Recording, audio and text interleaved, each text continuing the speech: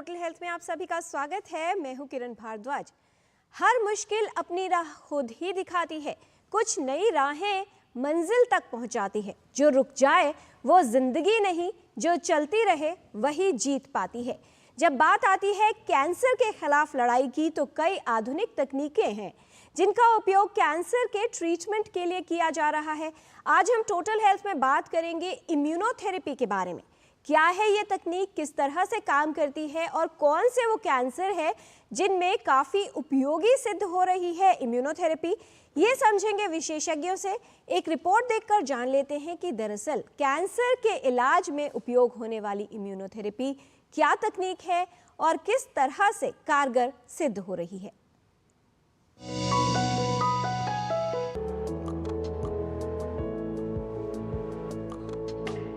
Cancer स्वास्थ्य के लिए एक बड़ा खतरा है और कैंसर के इलाज के लिए कई तरह की विधियों का उपयोग किया जाता है। सर्जरी, रेडियोथेरेपी और कीमोथेरेपी की सहायता से कैंसर का इलाज किया जाता है। कैंसर के उपचार में अब कई आधुनिक तकनीकों का प्रयोग किया जाने लगा है। कैंसर के इलाज का एक उपयोगी विकल्प है इम्यूनोथेरेपी। ये एक प्रकार का इलाज है जिसमें दवाओं द्वारा शरीर के प्रतिरक्षा तंत्र को कैंसर कोशिकाओं से लड़ने के लिए प्रोत्साहित किया जाता है।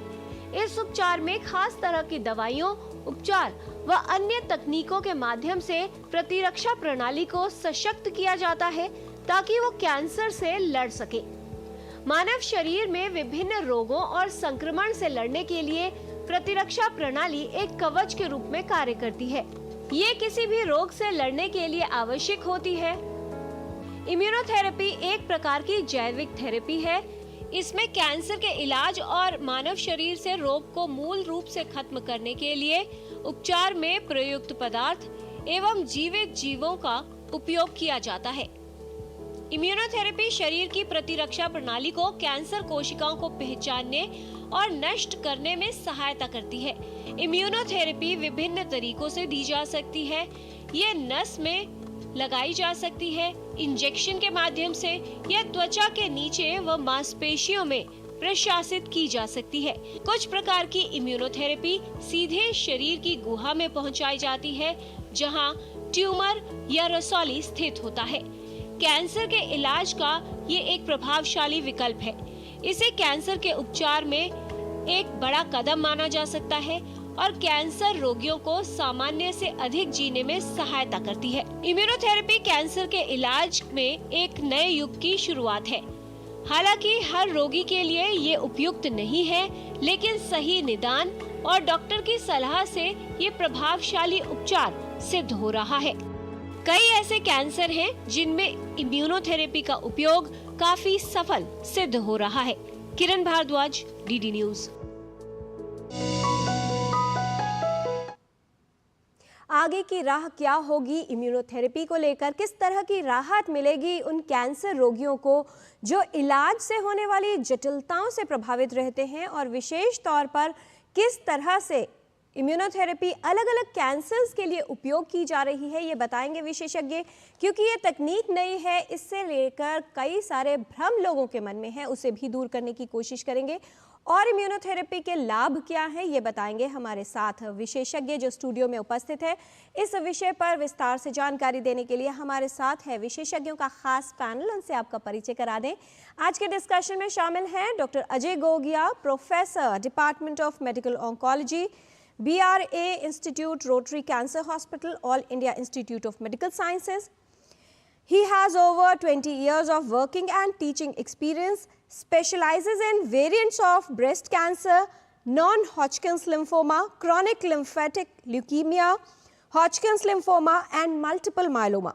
He has gained international exposure in Europe, USA, UK, and Canada through various fellowships and has been honored.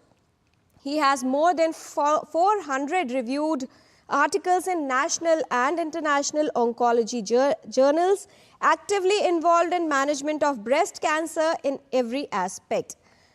Hormonal therapy, targeted therapy, immunotherapy are the main areas of interest. He has fellowship from Indian American Cancer Association, European Society of Medical Oncology, and Hans Ascona, Switzerland.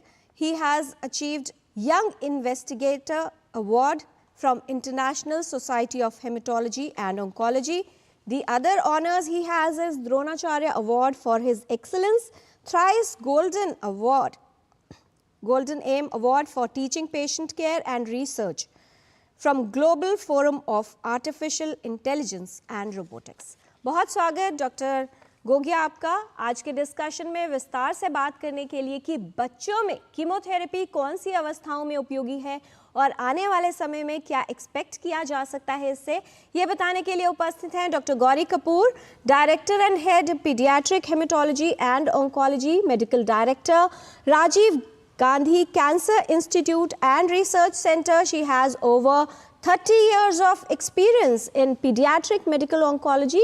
She's board member, Indian Pediatric Hematology Oncology Group, worked in Tata Memorial Hospital, Mumbai, St. Jude Children's Research Hospital in USA. She is recipient of Hens Fellowship from Royal College of Pediatrics and Child Health, London. She's been chairperson of Pediatric Hematology Oncology Chapter, Indian Academy of Pediatrics.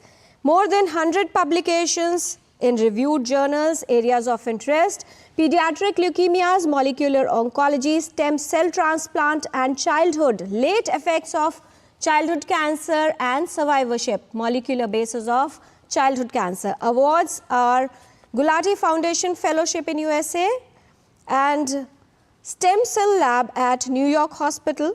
बहुत स्वागत doctor Gauri Kapoor.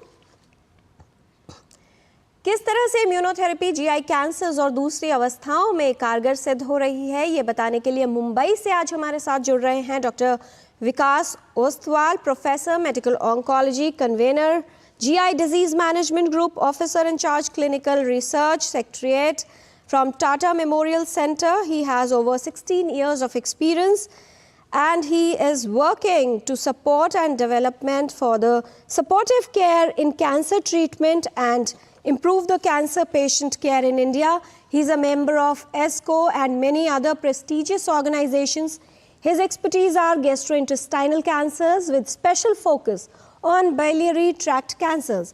He has dedicated his career to advancement and understanding of treatment of various forms of cancer and made substantial contribution in the severe phases of clinical trial conducted in hepatocellular cancer, colorectal cancer and biliary tract cancer, also gastric cancer. He has more than 250 peer-reviewed journals, publications in national and international journals and actively working for many trials of targeted and immunotherapy drugs.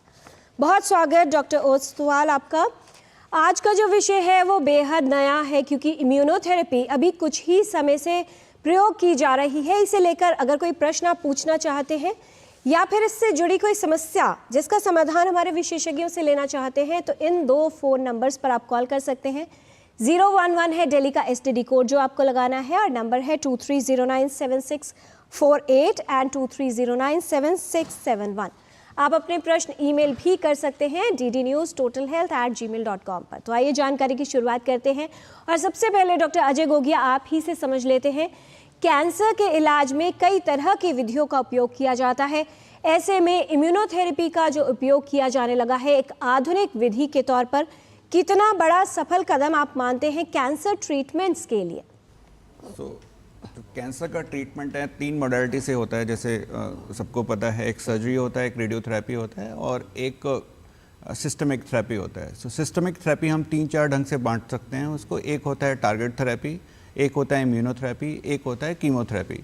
तो target therapy और immunotherapy बहुत specific होता है, जो एक specific tumours के लिए बना होता है और स्पेसिफिक ट्यूमर सेल्स के लिए बना होता है और ये डिफरेंट होता है कीमोथेरेपी से, क्योंकि कीमोथेरेपी कैंसर सेल पे भी काम करता है और नॉर्मल सेल पे भी काम करता है, उसके थोड़े साइड इफ़ेक्ट थोड़े ज़्यादा होते हैं जी।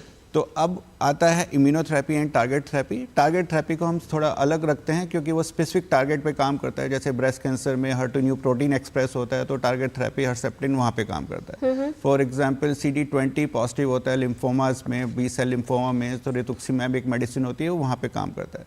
ऐसे लंग कैंसर में EGFR म्यूटेशंस होता है तो ओरल टैबलेट्स होती हैं जो वहाँ पे काम करती है, तो ये टारगेट थेरेपी होती है। टू स्पेसिफिक इम्यूनोथेरेपी क्या होती है, जो हमारी बॉडी के इम्यून सिस्टम होता है उसी को मॉड्यूलेट करके, उसी को प्राइम करके, उसी को रीएक्टिवेट करते ट्यूमर सेल्स के अगेंस्ट उसको प्राइम करती हैं, तो उसको मारने के लिए काम करती हैं। यूजली ट्यूमर सेल्स क्या होता है, ट्यूमर सेल्स यूजली बहुत स्मार्ट होती हैं, वो बॉडी के इम्यून सिस्टम से फ्रेंडशिप कर लेती हैं और उसको एस्केप कर लेती हैं इम्यूनिटी को। सो इम्यूनोथेरेपी उस एस्केप को रिवर्स करती है और एक्ट करती है इम्यून सिस्टम को, हमारे इम्यून सिस्टम को, कि वो बॉडी के ट्यूमर सेल्स को पहचाने और उसको किल करें। फॉर एग्जाम्पल जैसे ट्यूमर सेल्स है, फॉर एग्जाम्पल ये ट्यूमर सेल्स है और ये बॉडी की टी सेल्स है, तो इसको इम्यून सेल्स को, टी सेल को इस ट्यूमर को मारना चाहिए, बट ये दोनों आपस में फ्रेंडशिप कर लेती हैं, क्रॉस टॉक कर लेती हैं और वो ट्यूमर सेल इसको एस्केप कर लेती हैं। तो हमारे जो इम्यूनोथेरेपी है फॉर PD-L1 इनिबिटर या PD-1 इनिबिटर है, वो इस क्रॉस टॉक को, इस जो फ्रेंडशिप को तोड़ते हैं, इस टी सेल्स को प्राइम करते हैं, इसको रिकॉग्नाइज करते हैं कि ये ट्यूमर सेल है, इसको पहचाने और इसको किल करें। तो इस टाइप का बेसिक प्रिंसिपल रहता है इम्यूनोथेरेपी का। और इम्यूनोथेरेपी के बहुत सारे टाइप होते हैं, जैसे इम्यून चेकपॉइंट इनिबिटर हो गया, या CAR T सेल्स हो गया, वैक्सीन्स हो गए, या बाइट थेरेपी हो गई, एडेप्टिव सेल थेरेपी हो गई, जिसमें ट्यूमर इन्फिल्ट्रेटिंग लिम्फोसाइट्स हो गए। तो बहुत सारे टाइप की इम्यूनोथेरेपी है जो डिफरेंट कैंसर सेल्स के लिए बनी है, डिफरेंट इंडिकेशंस के लिए बनी है। हर एक का रिस्पॉन्स रेट अलग अलग है, हर कैंसर में वो काम नहीं आती है। तो बेसिक ओवरव्यू इम्यूनोथेरेपी का बहुत स्पष्ट तौर पर आपने बताया है डॉक्टर गोगिया कि किस तरह से इम्यूनोथेरेपी काम करती है। कई इसके प्रकार हैं, वो प्रकार क्या हैं उस पर विस्तार से बात करेंगे, लेकिन उससे पहले बच्चों में कैंसर एक बेहद घातक रूप में देखा जाता है। डॉक्टर गौरी कपूर, इम्यूनोथेरेपी को किस दृष्टि से आप देखती हैं जब बच्चों में कैंसर के ट्रीटमेंट की बात आती है? क्योंकि बच्चों के सामने एक लंबा जीवन है, जहां हम क्वालिटी ऑफ लाइफ की भी बात कर रहे हैं और सर्वाइवल रेट की भी बात कर रहे हैं। कितना अहम है कि इम्यूनोथेरेपी का उपयोग कुछ ही कैंसर्स में, लेकिन एक महत्वपूर्ण कदम उठाने लगा है, एक महत्वपूर्ण भूमिका निभाने लगा है। जैसे आपने बताया किरण जी, एग्जैक्टली यही चीज़ है बच्चों में। आपको पता होगा बच्चों के कैंसर जो हैं वो सारे जो कैंसर्स होते हैं 2 या 3% बच्चों में होते हैं, लेकिन ये थोड़े से अलग होते हैं बड़ों के कैंसर से, और ये हाईली क्योरेबल है। तो आज के दिन भी अगर मॉडर्न टेक्निक अवेलेबल है, प्रॉपर ट्रीटमेंट अवेलेबल है, समय पे डायग्नोसिस होता है, तो बच्चों का कैंसर जो है 80% से ज़्यादा क्योरेबल है। इसका मतलब इसका संपूर्ण इलाज संभव है। सो इसका ये मतलब हुआ, ये तात्पर्य हुआ कि ये जो बच्चे हैं ये लंबी आयु जिएंगे, ये इनके पास 40, 50, 60 साल और हैं जीने को। तो पीडियाट्रिक ऑन्कोलॉजिस्ट होते हुए हम चाहेंगे कि जब इनका कैंसर का इलाज समाप्त हो जाए, ये सोसाइटी में लंबी आयु के साथ अच्छी क्वालिटी ऑफ लाइफ जिए। इसका मतलब जो भी आम लोग कर सकते हैं, एजुकेशन है, प्रोफेशन है, मैरिज है, ये सारी चीज़ें कर पाएँ। तो जो कन्वेंशनल ट्रीटमेंट्स हैं, जिस तरह से डॉक्टर गोगिया ने बताया जी, कीमोथेरेपी, रेडिएशन, सर्जरी, इनके कुछ दुष्प्रभाव हैं जो बच्चों के साथ आने वाली ज़िंदगी में भी उनके साथ जुड़े रहते हैं। इनको कहते हैं लॉन्ग टर्म या लेट इफ़ेक्ट्स। तो इम्यूनोथेरेपी इस वे में नई एडवांसेस से, मॉडर्न रिसर्च से, ये एक बहुत ही प्रॉमिसिंग, बहुत ही एक्साइटिंग चीज़ है हम लोगों के लिए, क्योंकि इनके दुष्प्रभाव कुछ अलग हैं। और ये जो लेट इफ़ेक्ट्स हैं, जिस तरह से हार्ट के ऊपर इफ़ेक्ट आ गया या फिर फर्टिलिटी के ऊपर इफ़ेक्ट आ गया, ये चीज़ें बहुत ही कम हैं आज के दिन में जो हमने देखा है। तो इम्यूनोथेरेपी हम ट्रीटमेंट के साइड इफ़ेक्ट्स को कम करके, और हो सकता है आने वाले समय में हमें समझ में आएगा कि क्या हम इससे क्योर रेट भी और बढ़ा सकते हैं, इम्प्रूव कर सकते हैं जी। तो उस वे में इम्यूनोथेरेपी हमारे लिए बहुत ही एक अहम चीज़ है, एक अहम एडवांस है बच्चों के कैंसर में। और ये प्रणाली आने वाले समय में हमें बताएगी कि बहुत सारे ट्रायल्स चल रहे हैं, और ये हमें बताएगी कि किन कैंसर्स में हम अब कीमोथेरेपी की डोजेज़ या नंबर ऑफ साइकिल्स या जो ड्रग्स हैं, इन सबको हम कम कर सकते हैं, ताकि जो लेट इफ़ेक्ट्स हैं ये कम हो पाएँ। जी, एक कॉलर है मुंबई से हमारे साथ, उनका सवाल जान लेते हैं। स्वागत आपका टोटल हेल्थ में, सवाल पूछिए। जी, मेरा नाम सुमेश भट्टाचार्य जी है। जी सुमेश जी, बॉम्बे से बताएं बात क्या कर रहा हूं। जानना चाहते हैं? मैं डॉक्टर गोगिया से सवाल पूछना चाहता हूँ। मेरी माँ को नॉन हॉजकिन लिम्फोमा हुआ था करीब 4-4.5 साल पहले। हमने कीमोथेरेपी करवाया, जी लेकिन उसके बाद कीमो के बाद उनके हेल्थ में काफी डिटोरिएट हुआ है। आए दिन स्किन में कुछ इश्यूज होता रहता है। फिर आपके उनके पेट ठीक नहीं रहता, काफी वीकनेस सा हो गया है। उनकी एज कितनी है? 71 नाउ। 71। तो जब डिटेक्ट हुआ था कुछ 68 की थी, 69, 68, 67 स्टेट की थी। तभी 2 सवाल है मेरा डॉक्टर गोगिया से, और बाकी जो स्पेशलिस्ट है वो भी जवाब दीजिए। पहला कि as a continued treatment for better care and better quality of life, immunotherapy कुछ कर सकता है क्या? अगर कर सकता है तो बॉम्बे में ऐसा कोई स्पेशलाइज्ड प्लेस है जहाँ पे मैं जा सकता हूँ, Right. टाटा के अलावा of course. That was one. And second is इनके खाने पीने में ऐसा कुछ हो सकता है जिसके इम्यूनोथेरेपी जिसको बूस्ट करे, जिससे कुछ सहायता मिले? राइट। महत्वपूर्ण सवाल जो है कार्यक्रम के शुरुआत में ही आ गया। डॉक्टर अजय गोगिया, जो इसका पहला भाग है कि क्या ऐसे पेशेंट्स में जिनका पार्टली ट्रीटमेंट हो गया है या ट्रीटमेंट के बाद अब कुछ समस्याएं हो रही हैं, इम्यूनोथेरेपी कुछ लाभ दे सकती है क्या? इन्होंने जैसे बताया इनको लिम्फोमा था मोस्टली, जैसे इन्होंने बताया नॉन हॉजकिन्स लिम्फोमा था। तो नॉन हॉजकिन्स लिम्फोमा में डेफिनेटली उस टाइम टारगेट थेरेपी रितुक्सीमैब यूज़ हुई होगी, और ये रितुक्सीमैब लिम्फोमा में यूजली 4 से 6 महीने से ज़्यादा यूज़ नहीं होती है।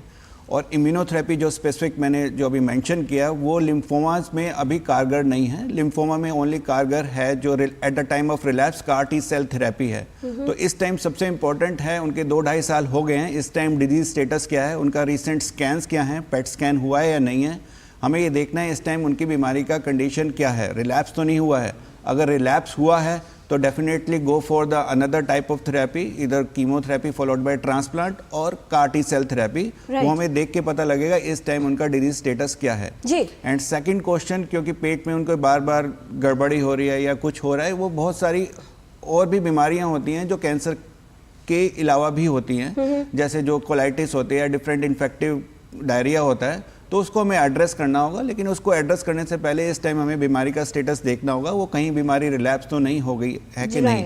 और 71 ईयर्स में बहुत सारे प्रोटोकॉल्स होते हैं जो लेस इंटेंसिव होते हैं, जिसमें साइड इफ़ेक्ट बहुत कम होते हैं। तो वो हम अब मुंबई में है तो TMH में जाके एक बार वो सलाह ले सकते हैं। जी, और डॉक्टर विकास भी मुंबई से हमारे साथ जुड़े हुए हैं। डॉक्टर विकास, कहाँ पर कांटेक्ट किया जा सकता है कंसल्टेशन के लिए? एक तो ये बात जानना चाह रहे थे, और क्या कुछ विशेष तरह का खान पान इस समय पर ऐसी अवस्था में लाभ या उपयोग दे सकता है? हाँ जी, ये एक अच्छा सवाल है। अब हमें चाहेंगे कि पेशेंट अभी पहले चेक कर ले, जैसे डॉक्टर गोगिया ने बताया कि बीमारी वापस तो नहीं आ रही है। अगर वो नहीं है तो हम ये देखना चाहेंगे कि ये कीमोथेरेपी या जो पहले की ट्रीटमेंट है या उम्र के हिसाब से आंत में कोई परिणाम हुआ है जिसकी वजह से तकलीफ हो रही है। हर चीज ऐसा नहीं होता है कि जब एक बार ट्रीटमेंट हो जाए तो कैंसर ही वापस होता है। बाकी कई और प्रॉब्लम भी होती है, जैसे लिवर रिलेटेड तकलीफ भी हो सकती है। तो इसीलिए हमारे यहाँ पे जो गैस्ट्रोइंटेस्टिनल डिपार्टमेंट है जो देख सकते हैं लिवर या इंटेस्टाइन में कुछ इश्यूज है, एंडोस्कोपी करके देखा जा सकता है कि पेट की खराबी क्यों हो रही है। इसीलिए डिपार्टमेंट ऑफ गैस्ट्रोएंटरोलॉजी आपको सहायता कर सकता है उसमें, और आप आके मिल सकते हैं हमारे इस डिपार्टमेंट को। डॉक्टर विकास, आप GI कैंसर्स में एक्सपर्ट हैं। GI कैंसर्स की बात करें तो इम्यूनोथेरेपी अभी कितनी उपयोग हो रही है और कितना रोल आप देखते हैं इसका? GI कैंसर्स, पहली बात तो ऐसे बहुत 2 चीजें हैं GI कैंसर्स में। बहुत रेजिस्टेंट होता है, बहुत कुछ चीजें काम नहीं करती है, कीमोथेरेपी भी मुश्किल होता है, और उसका मूल्य कारण होता है कि पता चलने में ही लेट हो जाता है और बीमारी का अंश बहुत बढ़ जाता है। लेकिन अभी GI कैंसर्स में कीमोथेरेपी के साथ इम्यूनोथेरेपी जोड़ने का बहुत कुछ रिसर्च चल रहा है। हम भी कुछ काफी रिसर्च में हिस्सा रहे हैं और कर रहे हैं। इसमें इम्यूनोथेरेपी काम करने के लिए सबसे महत्वपूर्ण चीज ये रहेगी कि उस इम्यूनोथेरेपी की दवा को काम करने के लिए कोई मार्कर या कोई जगह है जहाँ पे इम्यूनोथेरेपी जाके जुड़ सके। जी, ये हमें खोजना है। और कई, जैसे स्टमक कैंसर में CPS है या कोलोरेक्टल कैंसर में MSI है, ऐसे ऐसे कई मार्कर जो है जो खोजे गए हैं और बहुत ही आसान तरीके से पता किए जा सकते हैं कि ये इस पेशेंट पर्टिकुलर मरीज में ये है या नहीं है। और अगर वो है तो इम्यूनोथेरेपी काफ़ी प्रभावित होती है और कभी पेशेंट को कीमोथेरेपी ना देते हुए इम्यूनोथेरेपी ही दिया जा सकता है। जी। लेकिन हमें ये ज़रूर याद रखना है कि ट्रीटमेंट कराने में जो इम्यूनोथेरेपी हम कराते हैं उस दौरान पेशेंट को कीमोथेरेपी भी बहुत मूल्यवान है, क्योंकि अकेला इम्यूनोथेरेपी बहुत जगह पे काम नहीं कर पाता है। राइट। हमें ध्यान रखना है। बिल्कुल। बहुत सारे ईमेल्स हमारे पास आ गए हैं। डॉक्टर गौरी कपूर, दीपिका जी का ईमेल है। वो ये पूछ रहे हैं कि उनके बच्चे को ALL डिटेक्ट हुआ, उसका ट्रीटमेंट चल रहा है अभी, लगभग 2 महीने हुए हैं ट्रीटमेंट करवाते हुए। क्या ALL के मामलों में इम्यूनोथेरेपी उपयोगी हो सकती है? क्या उसको एक साइमल्टेनियसली एक सपोर्टिव थेरेपी या इंडिपेंडेंट थेरेपी के रूप में प्रयोग किया जा सकता है? बहुत अच्छा सवाल है, क्योंकि इम्यूनोथेरेपी में ALL में बहुत बढ़िया ब्रेक थ्रू हुआ है। स्पेशली अगर आपके बच्चे को BALL है, सबसे कॉमन ब्लड कैंसर BALL ही है, और ये ब्लेनाटुमोमैब के नाम से दवा है। ये एक बाय स्पेसिफिक एंगेजर है। इसका मतलब जो BALL सेल होते हैं उन कोशिकाओं के ऊपर एक प्रोटीन होता है जिसका नाम है CD19, और CD19 का एक टारगेट है। इसका मतलब इसके अगेंस्ट एंटीबॉडी है, और ये एंटीबॉडी को जोड़ दिया गया है एक और अंश से जो हमारे लिम्फोसाइट को, हमारे T लिम्फोसाइट को एंगेज करके और जाके ये CD19 ल्यूकीमिया सेल को नष्ट कर देता है। जी। तो ये कई सालों से है, लेकिन पिछले कुछ ही सालों में ये FDA अप्रूव्ड हो गया है। शुरू में ये रिलैप्स ल्यूकीमिया के लिए ही अप्रूव हुआ है, लेकिन आज के दिन में आपको पता होना चाहिए जो ALL है करीब 20% 25% BALL अभी भी रिलैप्स हो जाते हैं, या उनके ऊपर स्टैंडर्ड या कन्वेंशनल कीमोथेरेपी का असर नहीं पड़ता है। तो ये काफ़ी बड़ा अंश है कैंसर्स का बच्चों में, और ये हमारे काफ़ी जटिल प्रॉब्लम था। पर ये ब्लेनाटुमोमैब की तरह के जैसे जो इम्यूनोथेरेपी ड्रग्स आए हैं, ये अब हम किस वे में, तो क्योंकि रिलैप्स में इसका बहुत अच्छा असर है, हम लोग इसको रेमिशन अचीव करके और फिर ट्रांसप्लांट में ले जाने के लिए इसको बोलते हैं ब्रिजिंग थेरेपी। तो जो सबसे फर्स्ट इंडिकेशन है वो रिलैप्स के लिए है फॉर BALL जो CD19 पॉजिटिव हैं, और एक बार हम इनका MRD minimal residual disease negative कर लेते हैं, इसका मतलब हम बॉडी से ल्यूकीमिया के सारे सेल्स क्या बोलते हैं 10,000 से भी कम एक सेल 10,000 सेल में भी जब ना दिखा जाए उसको MRD नेगेटिव कहते हैं, और फिर हम इन पेशेंट्स को बोन मैरो ट्रांसप्लांट के लिए ले जा सकते हैं, जो भी मैं आपको बताऊं किरण जी एक तरह का इम्यूनोथेरेपी है। जो दूसरा इंडिकेशन है वो ये है, कुछ बच्चों का BALL हाई रिस्क टाइप होता है, जैसे इन्फेंट वाला है, या जो फर्स्ट और सेकेंड मंथ के इंडक्शन के बाद रिमिशन नहीं अचीव कर पाते हैं, उनमें हम कीमो के साथ इम्यूनोथेरेपी जोड़ देते हैं, और इससे उनका जो लॉन्ग टर्म आउटकम है विद और विदाउट ट्रांसप्लांट, वो स्पेसिफिक कंडीशन के ऊपर डिपेंड करेगा, अच्छा हो जाता है। आगे वाले समय में जो भी क्लिनिकल ट्रायल्स और रिसर्च आ रही हैं वो बताएगा क्या हम इसे फ्रंट लाइन ALL ट्रीटमेंट में यूज़ करके और कीमोथेरेपी का पूरा जो बर्डन है उसे क्या हम कम कर पाएंगे, क्या जो साइड इफ़ेक्ट्स हैं उसे और कम कर पाएंगे, ये समय बताएगा। पर हाँ, BALL में इम्यूनोथेरेपी बहुत ही सक्सेसफुल देखा गया आज के दिन में। जी, और अभी और आगे राह तय करनी बाकी है। इम्यूनोथेरेपी के बारे में कुछ और जानकारी लेंगे विशेषज्ञों से एक छोटे से ब्रेक के बाद। आप देखते रहिए टोटल हेल्थ, हम जल्द हाजिर होते हैं।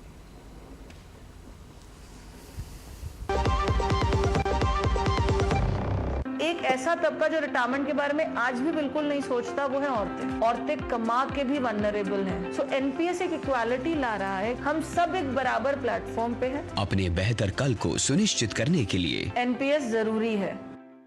जब धरती चीर कर निकलता है लोहे का पत्थर और मिलता है मोंगिया के जोश से, फिर तपता है, पिघलता है और बनता है फौलाद। अब होता है सरिया सारी खूबियों के साथ। मोंगिया स्टील, मजबूत देश का मजबूत सरिया।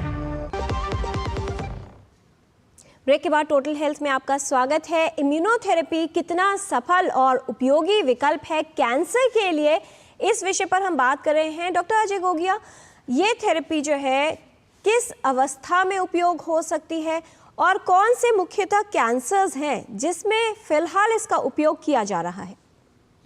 सबसे इम्पोर्टेंट है इम्यूनोथेरेपी हम कौन सी कंडीशंस में और कौन सी स्टेज पे यूज़ करते हैं। तो कीमोथेरेपी हर स्टेज में यूज़ हो सकती है। यूजली हम कैंसर को 3-4 भागों में बांटते हैं। सर्जरी से पहले का जो ट्रीटमेंट होता है उसको न्यू एडजुवेंट बोलते हैं। सर्जरी के बाद के ट्रीटमेंट को उसको एडजुवेंट बोलते हैं। ये न्यू एडजुवेंट और एडजुवेंट स्टेज 2 और 3 में हम टर्म यूज़ करते हैं। एंड स्टेज 4 में जब मेटास्टेटिक हो जाता है, स्टेज 4 हो जाती है, तो उसमें हम पैलिएटिव ट्रीटमेंट बोलते हैं। तो इम्यूनोथेरेपी का हर स्टेज और हर ट्यूमर में मोर और लेस रोल है, लेकिन कुछ स्पेसिफिक बायोमार्कर्स होते हैं, उसके हिसाब से हम उसका यूज़ और उसका रिस्पॉन्स रेट डिसाइड करते हैं। जी। जो कैंसर से जो सर्जरी से पहले का न्यू एडजुवेंट ट्रीटमेंट होता है उसमें भी रोल होता है। एडजुवेंट जो कैंसर की सर्जरी के बाद का ट्रीटमेंट होता है उसमें भी यूज़ होता है, और पैलिएटिव इंटेंट में भी इम्यूनोथेरेपी का रोल होता है।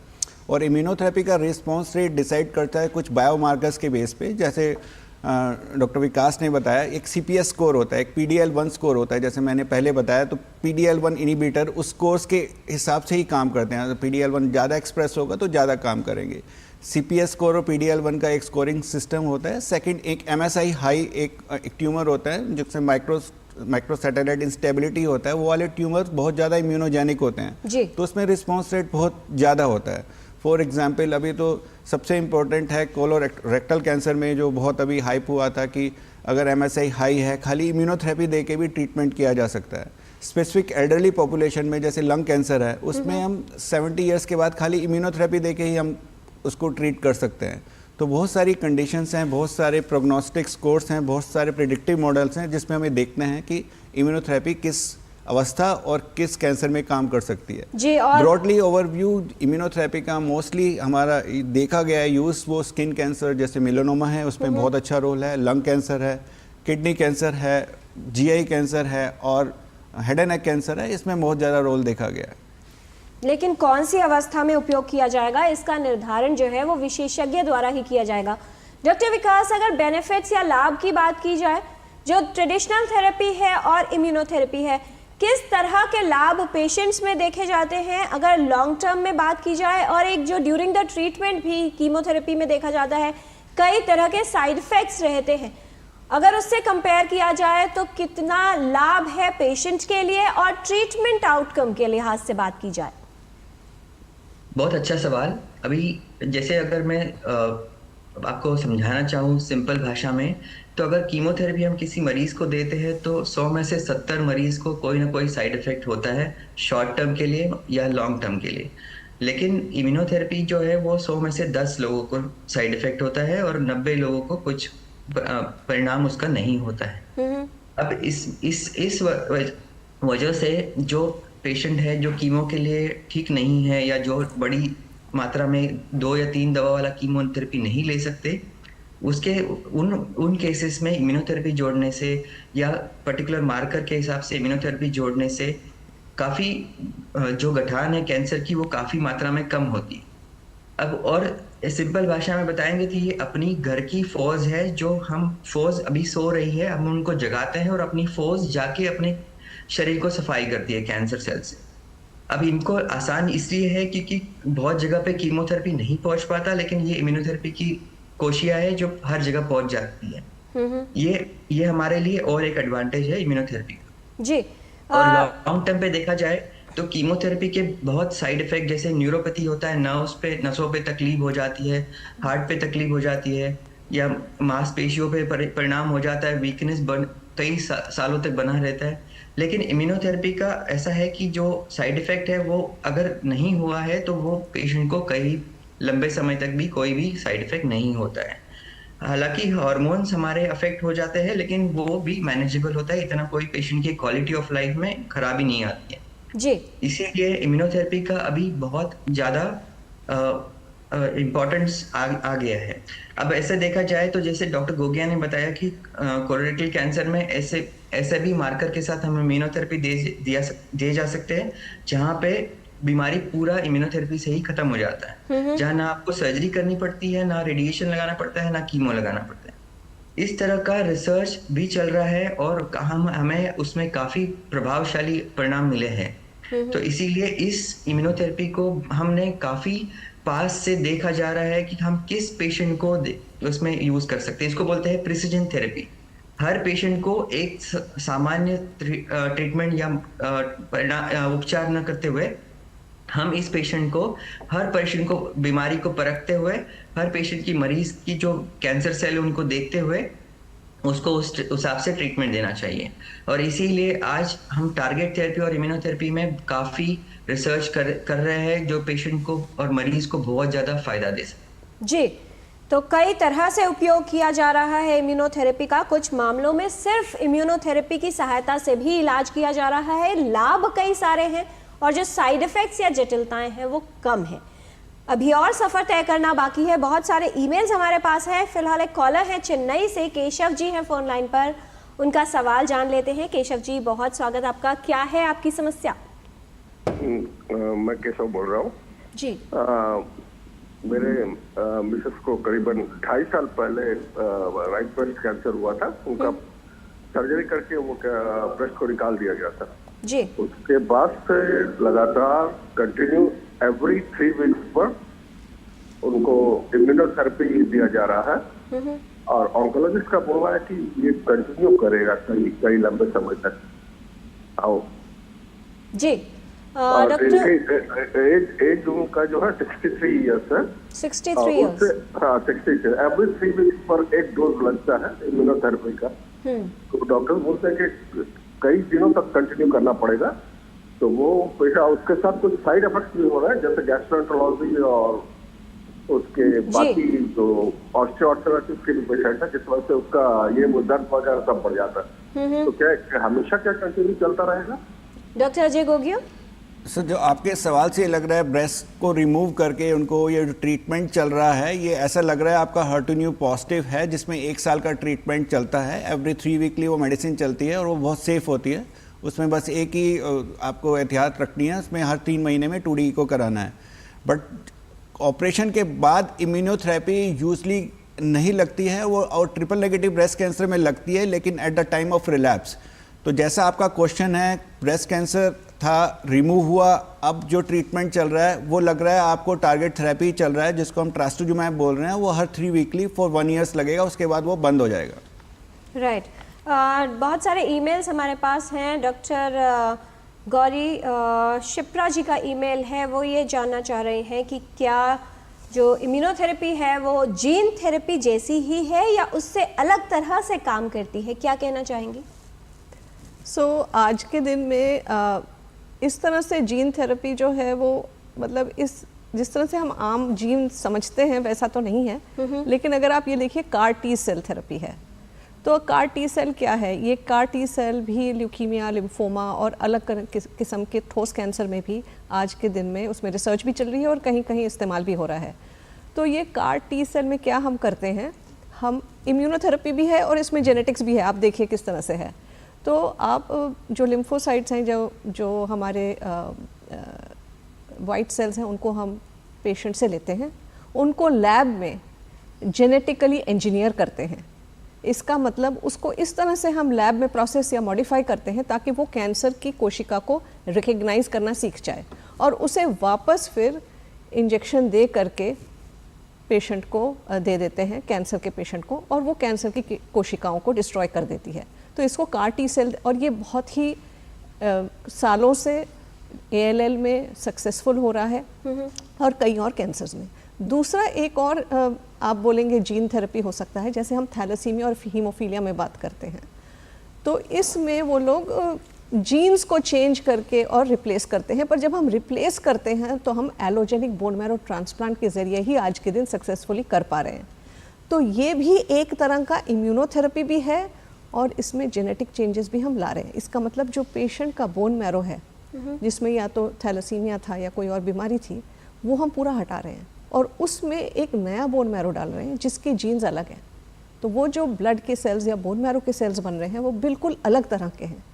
तो आज के दिन ये दोनों जुड़े जुड़े हैं। इसको हम एक्चुअली बोलेंगे मॉलिक्यूलर साइंस बोलेंगे, मॉलिक्यूलर ऑन्कोलॉजी बोलेंगे, जिसमें हम सेल के अंदर जीन, जीन के अंदर DNA और डीएनए के अंदर जो न्यूक्लियोटाइड्स हैं उन सब के ऊपर काम चल रहा है, और फिर उसके बाद जो पाथवेज हैं उसके ऊपर रिसर्च चल रही है जी। तो जीन थेरेपी आप कहें और इम्यूनोथेरेपी आपस में काफ़ी कुछ मिले जुले हुए हैं जी, और साथ साथ रहकर ही काम करते हैं, मिला जुला स्वरूप है, लेकिन पेशेंट्स के लिए बहुत लाभकारी है। इसके अलावा अगर प्रकार की बात की जाए doctor Ajay Gogia, CAR T cell के बारे में हमने जान लिया, इसके अलावा और कौन से रूप हैं, कौन से टाइप्स हैं, विस्तार से बताएं, क्योंकि स्टार्टिंग में आपने कहीं हाईलाइट किया था, लेकिन प्रकार किस तरह से हैं और क्या फ़र्क रहता है इनमें?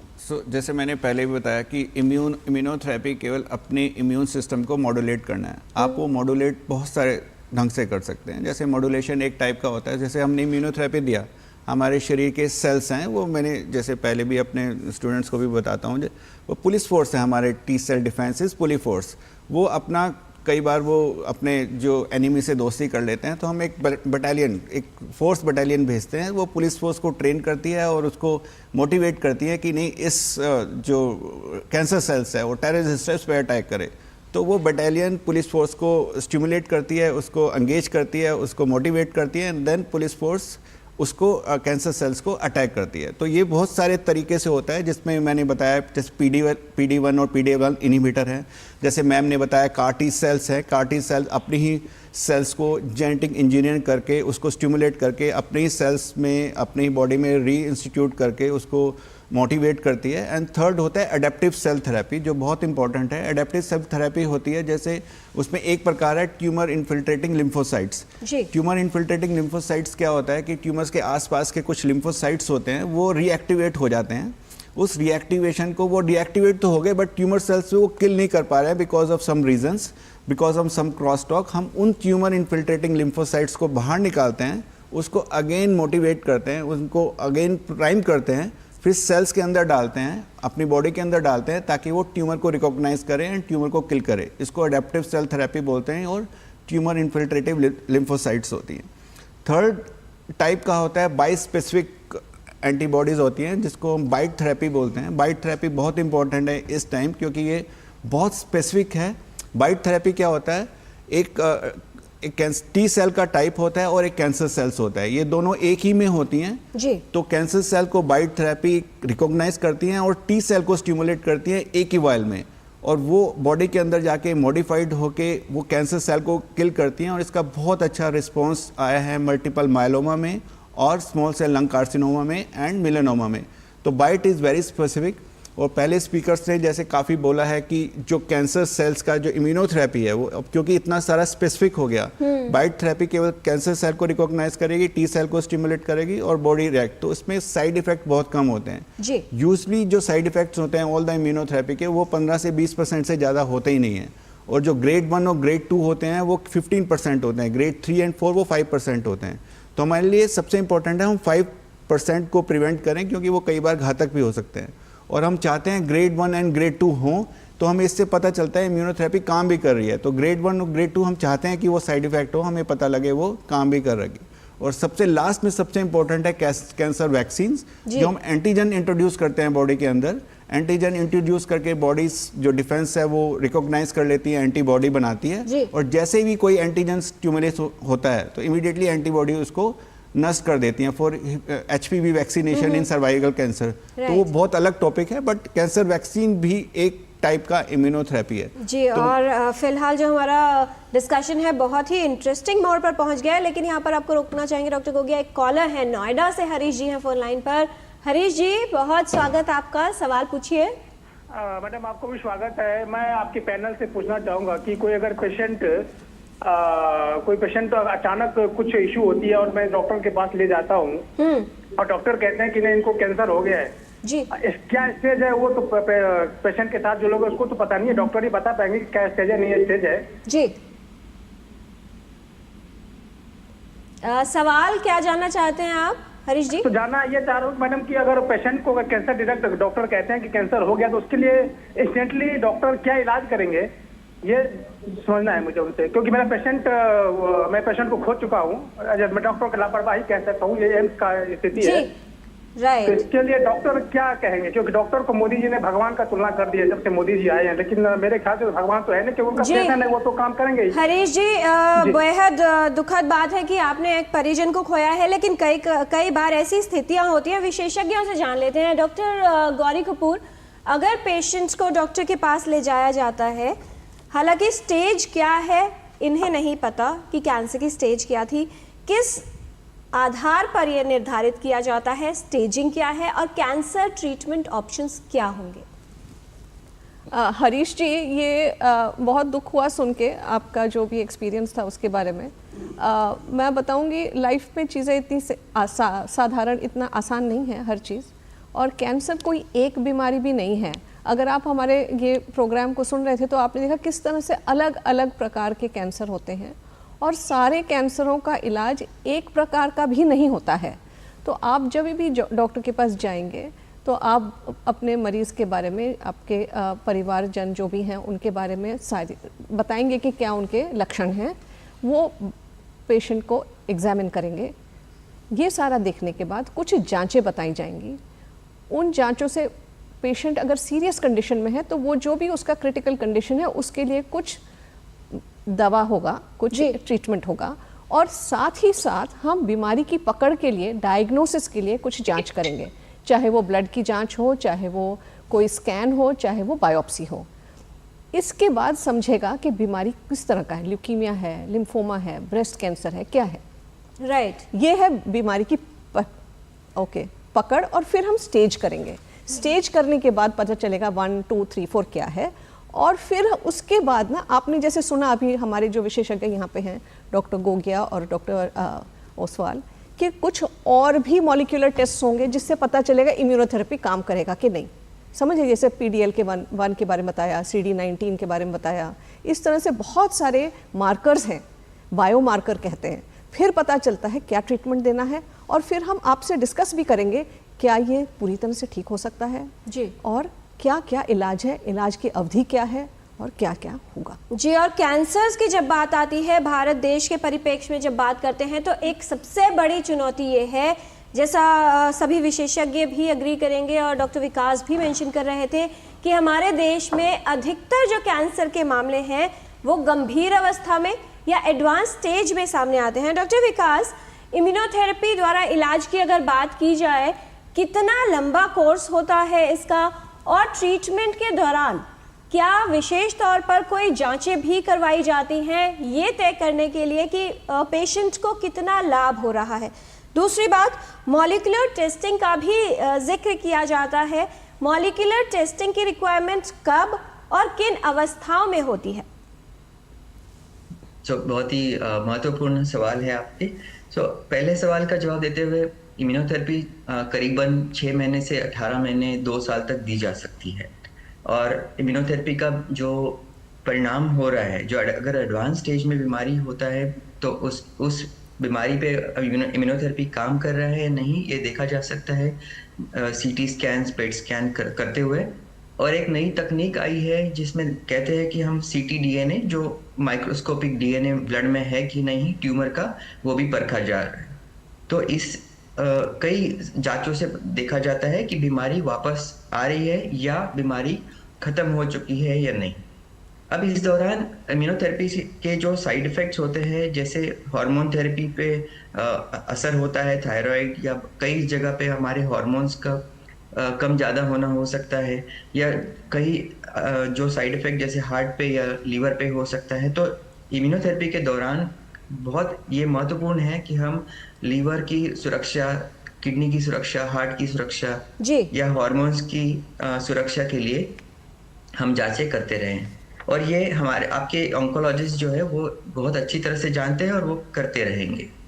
अब इम्यूनोथेरेपी के दौरान अगर आपको कोई भी साइड इफ़ेक्ट्स होता है या कोई तकलीफ होती है तो आपने तुरंत बताना है, क्योंकि वो थोड़ा छोटा सा चमड़ी पे दाने भी हो सकते हैं, लेकिन वो आगे बढ़ के प्रॉब्लम भी हो सकते हैं। हालांकि इम्यूनोथेरेपी के साइड इफ़ेक्ट बहुत कम होते हैं, तो इसीलिए हम रिलैक्स नहीं हो जाते हैं। हम पेशेंट को बहुत पास से देखते हैं और जांच करते रहते हैं। दूसरे सवाल पे आपका ये बहुत अच्छा सवाल है कि मॉलिक्यूलर टेस्टिंग जो है वो बहुत अभी महत्वपूर्ण हो चुका है। कई ऐसे बीमारियां हैं जैसे जिसे आप कोलोरेक्टल कैंसर कहोगे या लिवर कैंसर कहोगे या और भी लंग कैंसर कहोगे, ऐसे जगह पे मॉलिक्यूलर टेस्टिंग का बहुत प्रभाव है। और वो शुरू में ही, जब अगर एडवांस स्टेज में बीमारी पता चलती है तो तभी वो आपके ऑन्कोलॉजिस्ट आपको एडवाइस करेंगे। उसका कारण ये है कि ये मॉलिक्यूलर टेस्टिंग में ट्यूमर की डीएनए को और आरएनए को देखा जाता है। उसको देखा जाता है कि क्या उसमें कोई खराब मार्कर है जिसकी वजह से कीमोथेरेपी नहीं काम करेगा, कोई अच्छा मार्कर है जिस मार्कर के लिए हम टारगेट थेरेपी यूज कर सकते हैं या इम्यूनोथेरेपी यूज कर सकते हैं।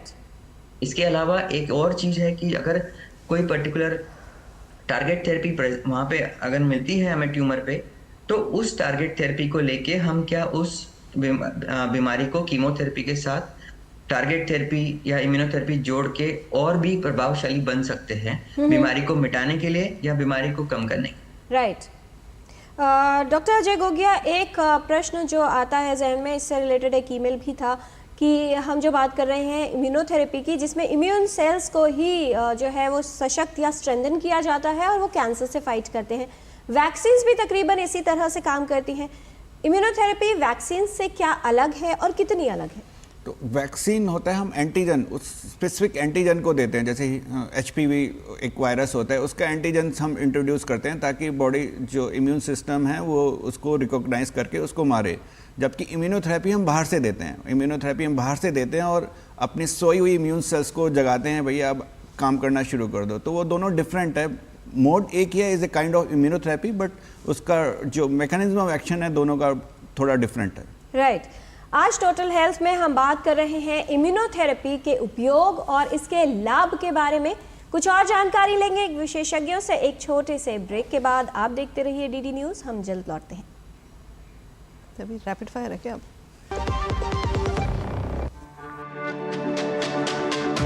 मेरी पसंद, मेरी पसंद,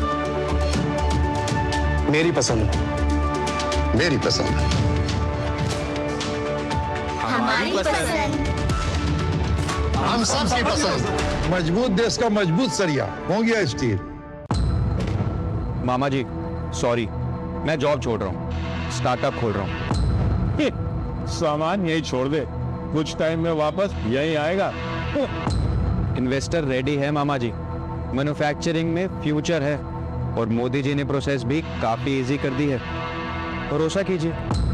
मोदी जी को होगा भरोसा, हमें नहीं है। प्रधानमंत्री मोदी जी को हमारे भरोसे पर भरोसा था। स्टार्टअप इकोसिस्टम बना, तभी तो जहां ना के बराबर स्टार्टअप्स होते थे वहां आज 1.5 लाख से ऊपर है, 100 से ऊपर यूनिकॉर्न है। नौकरी मांगने वाले युवा 17 लाख से ज्यादा लोगों को डायरेक्ट जॉब्स दे रहे हैं। अरे अपने भांजे का ही स्टार्टअप है जी, बहुत फ्यूचर है इसमें। 9 साल बेमिसाल स्टार्टअप इंडिया के। ब्रेक के बाद आपका स्वागत है टोटल हेल्थ में। आज हम बात कर रहे हैं कैंसर के इलाज में उपयोगी एक नई तकनीक इम्यूनोथेरेपी के बारे में। विशेषज्ञों का खास पैनल हमारे साथ, doctor Ajay Gogia, doctor Gauri Kapoor, doctor Vikas Ostwal, और कुछ और जानकारी लेते हैं विशेषज्ञों से, कुछ भ्रमों को दूर करते हैं रैपिड फायर क्वेश्चंस राउंड के माध्यम से। छोटे सवाल और बहुत छोटे जवाब। पहला सवाल डॉक्टर गोगिया आपसे कि क्या फिलहाल इम्यूनोथेरेपी को कीमोथेरेपी का रिप्लेसमेंट माना जा सकता है? नहीं, बिल्कुल नहीं। क्या ये थेरेपी छोटे उम्र के बच्चों में नहीं दी जा सकती? डॉक्टर गौरी कपूर। ऐसा नहीं है, छोटे बच्चों में भी इम्यूनोथेरेपी इस्तेमाल होती है सक्सेसफुली। डॉक्टर विकास, क्या इम्यूनोथेरेपी को एक इंडिपेंडेंट मोड ऑफ ट्रीटमेंट माना जा सकता है जिससे अकेले देकर ही इलाज पूर्ण हो सकता है? नहीं, ऐसा नहीं है। बहुत ही कम कैंसर में ऐसा है, बाकी जगह पे वो कीमोथेरेपी के साथ जोड़ा जाता है। राइट। डॉक्टर अजय, क्या इम्यूनोथेरेपी हमारे इम्यून सेल्स को स्ट्रेंथन करती है या कैंसर सेल्स को मारती है? इम्यून सेल को स्ट्रेंथन करती है। क्या ये सॉलिड ट्यूमर्स में ही अधिक इफेक्टिव है या प्रभावशाली है? डॉक्टर गौरी कपूर। अभी के लिए ऐसा नहीं है। ल्यूकीमिया, लिम्फोमा में ज़्यादा प्रभावशाली है, लेकिन सॉलिड ट्यूमर में भी बहुत एडल्ट्स में आ रहा है, बच्चों में उतना नहीं। जी। डॉक्टर विकास, क्या इम्यूनोथेरेपी टारगेटेड थेरेपी का ही एक प्रकार है? नहीं, टारगेट थेरेपी एक पर्टिकुलर टारगेट पे मार्कर पे काम करता है। इम्यूनोथेरेपी अपनी प्रतिकार शक्ति को बढ़ावा देता है। राइट, क्योंकि ये इम्यून सिस्टम या इम्यून सेल्स को सशक्त करती है, स्ट्रॉन्ग करती है, तो क्या इस थेरेपी का उपयोग कैंसर से बचाव के लिए किया जा सकता है डॉक्टर अजय? नहीं, कैंसर से बचाव के लिए इम्यूनोथेरेपी का अभी रोल नहीं है और कोई भी एविडेंस नहीं है, so no. Doctor Gauri Kapoor, क्या इम्यूनोथेरेपी एक ही प्रकार की होती है? नहीं, बहुत भिन्न भिन्न प्रकार की हैं ये। क्या टी सेल्स अटैक करते हैं ट्यूमर सेल्स को डायरेक्टली इम्यूनोथेरेपी में डॉक्टर विकास?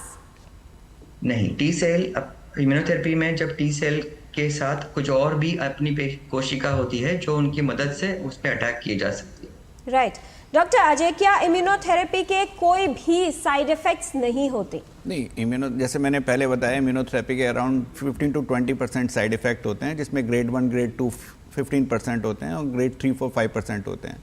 तो डेफिनेटली यस, इम्यूनोथेरेपी के साइड इफेक्ट होते हैं, बट सबसे इंपॉर्टेंट है उसको टाइमली इंटरवीन किया जाए, उसको पहचाना जाए बाय ऑन्कोलॉजिस्ट और उसको ट्रीट किया जाए। डॉक्टर गौरी कपूर, क्या ये इलाज बहुत महंगा है?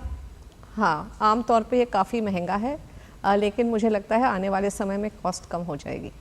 डॉक्टर विकास, क्या इम्यूनोथेरेपी को हर कैंसर के लिए, हर स्टेज के लिए एक ब्लैंकेट ट्रीटमेंट यानी प्रभावशाली विकल्प माना जा सकता है इलाज का? आज की घड़ी में नहीं, लेकिन आने वाले समय में काफ़ी हो सकता है। जी। डॉक्टर अजय, क्या बी सेल्स जो है बहुत सारे अपनी तरह के सेल्स क्रिएट करते हैं, एंटीबॉडीज बनाते हैं जो कि प्रिसाइसली टारगेट करता है कैंसर सेल्स को? Definitely yes, purpose of immunotherapy यही है कि वो मोटिवेट करे अपनी टी सेल्स को, ताकि वो उस डिफेंस को थोड़ा मजबूत करे फॉर कैंसर सेल्स से लड़ने के लिए। तो क्या इस लिहाज से डॉक्टर गौरी, ये जो कैंसर की रेकरेंस है यानी कैंसर दोबारापन पे, इसकी संभावना को कम करते हैं? शायद ये आने वाले समय में पता चलेगा, क्योंकि एटलीस्ट बच्चों में लॉन्ग टर्म फॉलोअप अभी अवेलेबल नहीं है और इम्यूनोथेरेपी अलोन किसी भी कैंसर को बच्चों में क्योर नहीं कर पाया है, लेकिन आने वाले समय में नए इम्यूनोथेरेपी ड्रग्स से जी शायद। राइट। डॉक्टर विकास, क्या इसकी वजह से ट्यूमर्स या वायरस की वजह से जो कैंसर होते हैं वो अपना प्रारूप बदल सकते हैं, यानी म्यूटेशंस उसके अंदर होने की संभावना हो सकती है? जो वायरस की वजह से होने वाले कैंसर है, जैसे लिवर कैंसर है, उसमें अपना रूप बदलने का बहुत ज़्यादा संभावना होती है, लेकिन इम्यूनोथेरेपी भी हम उस तरह से स्मार्ट बना रहे हैं और आने वाले समय में हमें पता चलेगा कि हम कैंसर सेल से स्मार्ट ज़्यादा बन सकते हैं या नहीं। जी। डॉक्टर अजय, क्या पैलिएटिव पेशेंट्स में या एडवांस स्टेज के जो पेशेंट्स हैं उनकी जटिलताओं को कम करने में इसका कुछ उपयोग है फिलहाल? जैसे मैंने पहले भी बताया, जो इम्यूनोथेरेपी का मैक्सिमम यूज़ या स्टार्ट ही हुआ था वो मेलानोमा के स्टेज 4 से हुआ था। तो मैक्सिमम इम्यूनोथेरेपी स्टेज 4, जो सॉलिड मैलिग्नेंसी में स्टेज 4 में ही यूज़ होती हैं और अराउंड 80% वो स्टेज 4 में ही यूज़ होती हैं, रेस्ट 20% वो लोकलाइज्ड और अर्ली ट्यूमर में यूज़ होती हैं। जी। बच्चों में अगर इलाज किया जाए डॉक्टर गौरी कपूर इससे, तो क्या थायराइड डिसफंक्शन या इस तरह की जटिलताएं कम होती हैं? जो निवुलुमैब है, इसमें बताया गया है कि आपको मंथली या 2 to 4 weekly thyroid function monitor करना है। तो ऐसा नहीं है कि बच्चों में साइड इफेक्ट कम है इम्यूनोथेरेपी का। राइट। डॉक्टर विकास, फॉलोअप्स कितना इम्पोर्टेंट होता है इम्यूनोथेरेपी के बाद पेशेंट्स में? बहुत ही महत्वपूर्ण है, क्योंकि ये लॉन्ग टर्म में अपने हार्मोन, जैसे मैंने पहले भी बताया, अपने हार्मोन्स और कई हमारी ग्रंथियों पे परिणाम कर सकता है, तो फॉलोअप बहुत ही महत्वपूर्ण है। जी। क्या ये बात सही है डॉक्टर अजय कि इम्यून सिस्टम मेमोरी में रख लेता है और याद रखता है कि कैंसर सेल कैसे थे, तो यदि इम्यूनोथेरेपी लगी है तो लंबे समय तक प्रोटेक्शन मिलेगा पेशेंट को और कैंसर हावी नहीं होगा? डेफिनेटली इसका एक फंक्शन होता है, ये मेमोरी सेल को भी स्टिमुलेट करता है, मेमोरी सेल में भी वो एक रिकॉग्नाइज होके बॉडी के अंदर रहता है। सो सबसे इम्पोर्टेंट इम्यूनोथेरेपी का अगर आप देखें तो long term duration and durable response रहता है। इवन इनफैक्ट अगर हमने इम्यूनोथेरेपी बंद भी करती तो उसका रिस्पॉन्स रहेगा बाय मेमोरी सेल्स। जी। डॉक्टर गौरी, बच्चों में क्वालिटी ऑफ लाइफ के लिए कितनी इम्पोर्टेंट मानी जा सकती है ये थेरेपी, और साथ ही आपका संदेश हमारे व्यूअर्स के लिए? बहुत ही जो लेट इफ़ेक्ट्स हैं आज के दिन में बहुत ज़्यादा देखे नहीं गए हैं इम्यूनोथेरेपी में, पर अगर ऐसा कुछ होगा तो समय से पता चलेगा।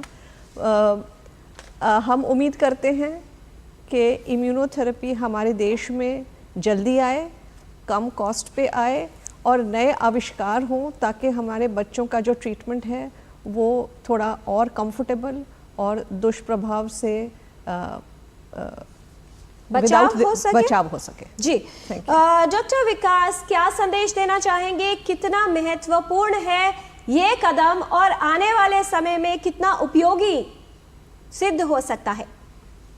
ये बहुत ही महत्वपूर्ण ट्रीटमेंट है कैंसर पेशेंट्स के लिए, और मेरा ये अपील रहेगा और ये संदेश रहेगा कि जो कैंसर के इम्यूनोथेरेपी के लिए जो ट्रायल्स हो रहे हैं उसके लिए पेशेंट को उसको पॉजिटिवली देखना चाहिए, क्योंकि वो ट्रायल्स ही हम जब करेंगे हमारे यहाँ पे तो हम दवाई जो है वो कम कॉस्ट वाली बना सकेंगे और कम कॉस्ट वाली ट्रीटमेंट दे सकेंगे। वो जो भी इफेक्टिव थेरेपी है वो कम कॉस्ट में दे पाएंगे। जी doctor Ajay Gogia, cost effectiveness, availability, इसकी उपलब्धता हमारे देश में और आने वाले समय के लिए क्या एक्सपेक्ट किया जा सकता है इम्यूनोथेरेपी या इस तरह के नए आयामों से? इम्यूनोथेरेपी अभी वाइडली अवेलेबल है, कहीं भी आपको इजीली अवेलेबल है इंडिया में, बट उसका चैलेंज है उसका कॉस्ट। यूजली उसकी कॉस्ट 2-2.5 लाख रुपए पर मंथ होती है। तो इंडियन गवर्नमेंट उस पर वर्क भी कर रही है कैसे आयुष्मान या अदर स्कीम्स में उसको लाया जाए। और सबसे इम्पॉर्टेंट है अभी, क्योंकि पेटेंट अभी एक्सपायर्ड नहीं हुए, हो सकता है बहुत सारे बायोसिमिलर हैं विद लो कॉस्ट, लेकिन सबसे इम्पॉर्टेंट इस टाइम जब तक बायोसिमिलर नहीं आते हैं, सबसे इम्पॉर्टेंट है हमने कई ट्रायल स्टार्ट किए हैं। TMH में भी कई ट्रायल के रिजल्ट्स आउट हुए हैं, हमारे यहाँ एम्स में भी बहुत सारे ट्रायल चल रहे हैं जिसमें हम लो डोज इम्यूनोथेरेपी यूज़ करते हैं with the same effect. So low dose immunotherapy होती है, अप्रॉक्सीमेटली 80% कॉस्ट कटिंग हो जाती है with the same effect, but trials are ongoing. तो अभी इंडिया में हम लो डोज इम्यूनोथेरेपी से सेम इफेक्ट करके हम जो हमारे डिप्राइव्ड पेशेंट्स हैं, जो पुअर पेशेंट हैं, उनको हम यूज़ कर सकते हैं। इवन इनफैक्ट अभी केवल 5% ही पेशेंट ले पाते हैं इम्यूनोथेरेपी। तो low dose is the main concern for all the patient who is not affording the immunotherapy. बहुत धन्यवाद इस तमाम जानकारी के लिए doctor Ajay Gogia, doctor Gauri Kapoor, doctor Vikas Oswal, आप सभी का। इम्यूनोथेरेपी एक नई विधि है, नई तकनीक है जिसका उपयोग कई कैंसर्स के लिए किया जा रहा है और आने वाले समय में उम्मीद है कि न सिर्फ इसका जो कॉस्ट है इलाज की वो कम होगी, उपलब्धता बढ़ेगी, बल्कि कई और कैंसर्स हैं जिसमें इसका उपयोग और इसकी भूमिका बढ़ाई जा सकती है। कई तरह के अनुसंधान चल रहे हैं, निकले हैं नई राहों पर, अभी एक लंबी पारी है, अभी तो एक पड़ाव तय किया है, सफ़र अभी जारी है। तो यही उम्मीद करते हैं कि आने वाले समय में कुछ और नए आयाम, कुछ और नई तकनीकें और कुछ ऐसे ब्रेक थ्रूज आएंगे जिससे कैंसर का इलाज भी सरल होगा और इम्यूनोथेरेपी की तरह जो पेशेंट की क्वालिटी ऑफ लाइफ है उसको भी काफ़ी हद तक बेहतर किया जा सकेगा। टोटल हेल्थ के आज के कार्यक्रम में इतना ही। हमारी पूरी टीम को दीजिए अनुमति। नमस्कार।